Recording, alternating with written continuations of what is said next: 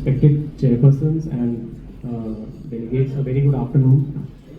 सबसे पहले मैं ISM को बहुत शुक्रिया अदा करना चाहता हूँ कि आज उन्होंने इस इवेंट को ऑर्गेनाइज किया, हम लोगों को इनवाइट किया कुछ आपके साथ एजुकेशनल चीज़ें शेयर करने के लिए। मैं धर्मशाला नारायण हॉस्पिटल में किडनी स्पेशलिस्ट हूँ। सो मेरा बेसिक मकसद ये था कि थोड़ा किडनी के बारे में अवेयरनेस होनी चाहिए, बिकॉज आप लोग काफ़ी जो भी हमारे फिजिशियंस हैं, जनरल फिजिशियंस हैं, सो वो लोग जितने भी बाकी पेशेंट्स हैं उनके लिए फर्स्ट पॉइंट ऑफ कांटेक्ट होता है। कोई भी पेशेंट को कोई प्रॉब्लम होती है तो उसके लिए वो सबसे पहले आप लोगों को ही अप्रोच करते हैं। एंड किडनी डिजीज़ ऐसी डिजीज़ है जिसके कई बार शुरुआती स्टेज में सिम्टम्स नहीं होते हैं, वही मैं थोड़ा सा आपसे डिस्कस करना चाहूँगा। क्योंकि किडनी डिजीज़ के साथ प्रॉब्लम ये है कि अगर वो जल्दी डिटेक्ट हो जाए तो उसका ट्रीटमेंट पॉसिबल है।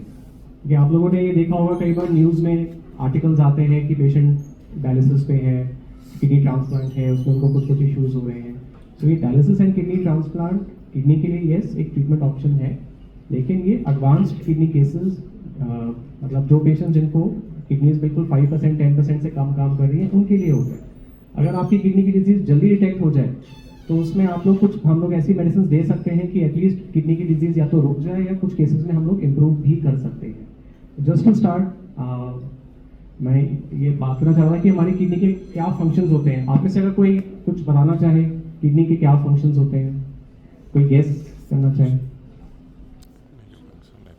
Okay, exactly, filtration. बिकॉज आपकी बॉडी में जो भी मेटाबॉलिज्म होता है उससे कई टॉक्सिन्स प्रोड्यूस होते हैं, एंड किडनी का ये काम होता है कि वो 24/7 जब आप चाहे जाग रहे हैं, सो रहे हैं, चल रहे हैं, वो आपकी बॉडी के ब्लड को प्यूरिफाई करती रहती है। जो भी टॉक्सिन्स हैं वो आपकी बॉडी से यूरिन के थ्रू निकल जाते हैं, राइट।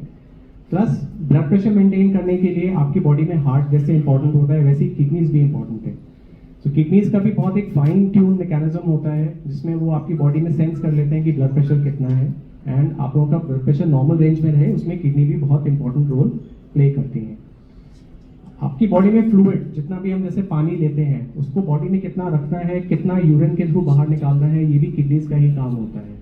इनफैक्ट जैसे आजकल टेम्परेचर जितना बढ़ रहा है, इनफैक्ट यहाँ पे भी सब लोग नहीं कह रहे थे कि थोड़ी गर्मी हो रही है, तो जैसे टेम्परेचर बढ़ता है बॉडी से आपका स्वेटिंग होती है, वाटर लेवल कम हो जाता है बॉडी में, so that can cause dehydration, heat stroke. आजकल वी एक्सपेक्टेड है कि दिल्ली में भी हीट वेव होने वाली है इस वीकेंड पे।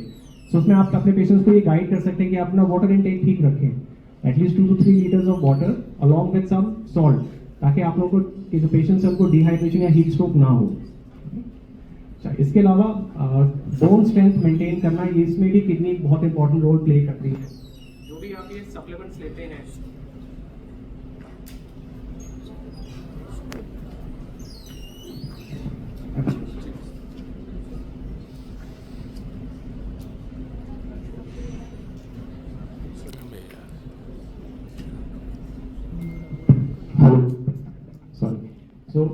जो भी हम लोग जैसे ये सप्लीमेंट्स लेते हैं बोन स्ट्रेंथ के लिए, जिसमें calcium, phosphate and vitamin D3 है, ये भी इनफैक्ट आपकी किडनीज ही इसका लेवल रेगुलेट करती हैं, और विटामिन D3 का एक्टिवेटेड फॉर्म किडनीज में ही जनरेट होता है, जिसकी वजह से बोन की स्ट्रेंथ रीगेन होती है। इसके अलावा आपके ब्लड में एंड बॉडी में जो कुछ इंपॉर्टेंट इलेक्ट्रोलाइट्स हैं उसका लेवल भी फाइन ट्यून करना, उसको नॉर्मल रेंज में रखना, ये भी किडनीज की ही रिस्पॉन्सिबिलिटी है, जिसमें इंपॉर्टेंट इलेक्ट्रोलाइट्स होते हैं sodium, potassium, even magnesium and calcium. तो मैं आपसे आज इसलिए किडनी डिजीज के बारे में बात करना चाह रहा हूँ क्योंकि ये एस्टिमेट किया गया है कि किडनी डिजीज ऑलमोस्ट 10% लोगों में हो सकती है।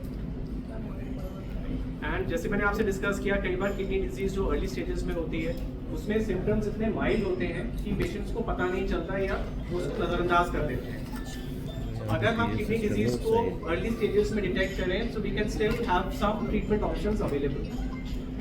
किडनी डिजीज की अगर हम रीजंस की बात करें कि क्यों किडनी डिजीज का इंसिडेंस इतना ज़्यादा बढ़ रहा है, तो उसमें स्टडीज में ये देखा गया है, स्पेशली इन इंडिया, कि किडनी डिजीज का सबसे इंपॉर्टेंट कॉमन कॉज है डायबिटीज एंड हाइपरटेंशन। तो आई एम श्योर आप अपने जनरल प्रैक्टिस में बहुत ऐसे पेशेंट्स देखते होंगे जिनको डायबिटीज एंड हाइपरटेंशन, कई बार even diabetes and blood pressure initial stages में इसके सिम्टम्स नहीं होते हैं, तो पेशेंट उसको डिसरिगार्ड कर देते हैं।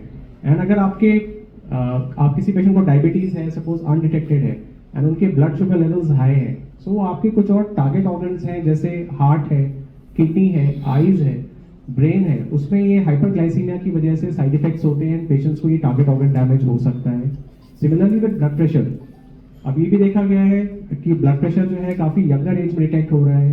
कई बार लोग उसको सिम्टम्स को निगलेक्ट कर देते हैं, बीपी नहीं चेक कराते हैं, और अगर काफ़ी लंबे टाइम तक बीपी अगर बढ़ा हुआ रहता है या पेशेंट नॉन कंप्लायंट होते हैं, जैसे अगर आपने उनको मेडिसिन प्रिस्क्राइब कर दी, वो लोग थोड़े दिन लेते हैं, उनको लगता है अब हमारा बीपी ठीक हो गया है, इसके बाद वो मेडिसिन छोड़ देते हैं, एंड कुछ टाइम के बाद then they again come back with complications. And उसमें kidney disease high blood pressure का एक काफ़ी वेल नोन कॉम्प्लिकेशन है।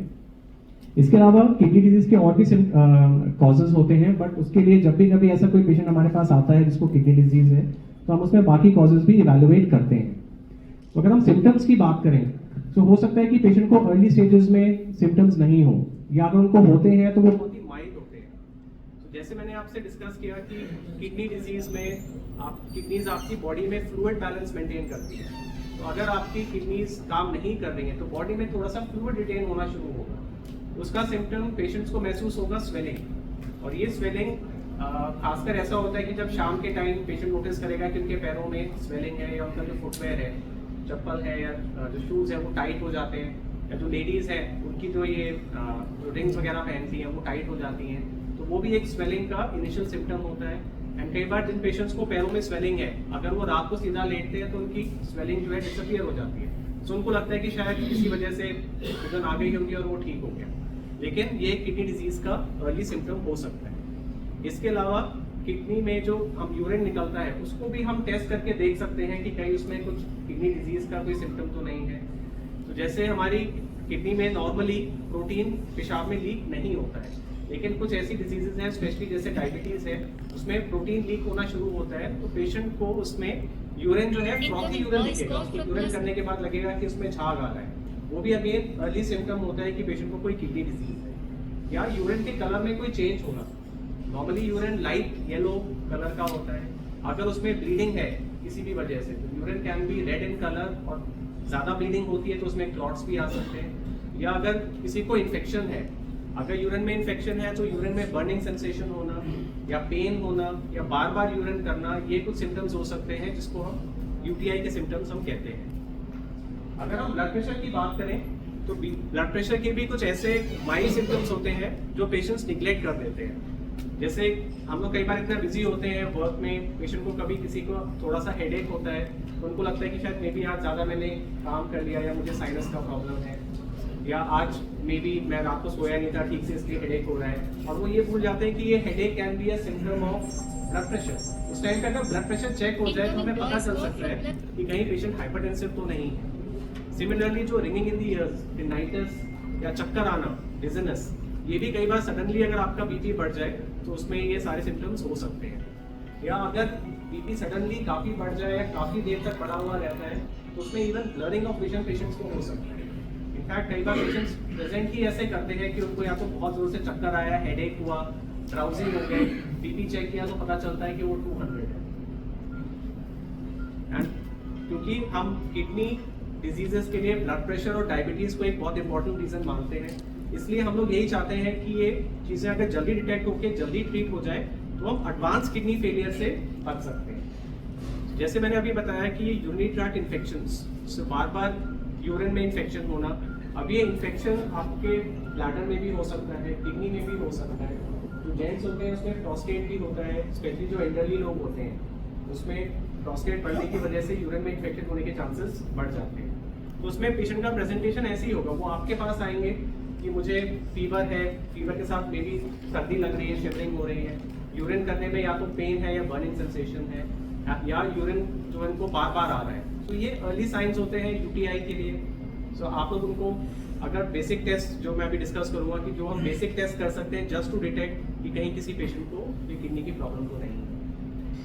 हमारे नॉर्थ इंडिया में किडनी स्टोन्स का इंसिडेंस भी काफ़ी ज़्यादा है, तो उसमें कई बार स्टोन्स छोटी साइज़ के होते हैं तो अगेन पेशेंट्स को पता नहीं चलता है। जब ये स्टोन या तो कोई किडनी को तंग करता है या कुछ रास्ते में ब्लॉकेज करता है तब पेशेंट्स को कुछ सिम्टम्स होते हैं। सो पेशेंट्स जनरली प्रेजेंट करेंगे पेन। किडनीज हम लोगों की पीछे की तरफ होती है, सो पेशेंट्स टिपिकली कहेगा कि मुझे पीछे की तरफ दर्द है, यूरिन में बर्निंग हो रहा है या रेड कलर का यूरिन आ रहा है, ब्लीडिंग हो रही है, एंड पेन इतना सिवियर होता है कि कई बार पेशेंट को एकदम से लेटने के बाद भी आराम नहीं मिलता है, वो पेन किलर ले रहा है उसके बाद भी उसको आराम नहीं मिलता है, सो वो एक सिम्टम हो सकता है कि पेशेंट को जो किडनी स्टोन है वो उसकी किडनी को ऑब्स्ट्रक्ट कर रहा है and may be it is causing hydronephrosis. So ऐसे कौन से पेशेंट्स हैं जो आपकी प्रैक्टिस में आ रहे हैं जिनको किडनी डिजीज होने का रिस्क है? सो स्पेशली ऐसे पेशेंट्स जिनको कोई हार्ट की मेडिसिन चल रही हो या हाई ब्लड प्रेशर हो, जिन लोगों को डायबिटीज़ हो, चाहे अभी रिसेंटली डिटेक्ट हुई हो या लॉन्ग स्टैंडिंग डायबिटीज़ हो, दोनों केसेस में किडनी डिजीज होने का रिस्क रहता है। जिन लोगों की एज ओवर 50 ईयर्स है, इनफैक्ट अब तो ये कहते हैं कि जिनकी एज ओवर 40 ईयर्स है उनको भी एटलीस्ट वंस अ ईयर अपना हेल्थ चेकअप करा लेना चाहिए, इवन इफ उनको अगर सिम्टम्स नहीं है। जिन लोगों को फैमिली हिस्ट्री है किडनी डिजीज की, क्योंकि कुछ ऐसी किडनी डिजीजेस हैं जो आपकी फैमिली में रन करती हैं कि अगर आपके पेरेंट्स को या ग्रैंड पेरेंट्स को है तो वो आपको भी हो सकती है या आपके बच्चों को भी हो सकती है। उसमें सिस्टिक किडनी डिजीज है जिसको हम पॉलीसिस्टिक किडनी डिजीज कहते हैं, ये फैमिली में रन करती है। सो अगर घर में किसी को आपके कोई पेशेंट है जिनको फैमिली में हिस्ट्री है किडनी डिजीज की, तो उनकी किडनी की तरफ से उसको जरूर उसमें सर्वेलेंस में रखें। या जो लोग ओवरवेट हैं, जिनको ओबेसिटी है, या जिन लोगों को बार बार यूरिन में इन्फेक्शन होता है, उन लोगों को भी किडनी में कमजोरी होने के चांसेस रहते हैं।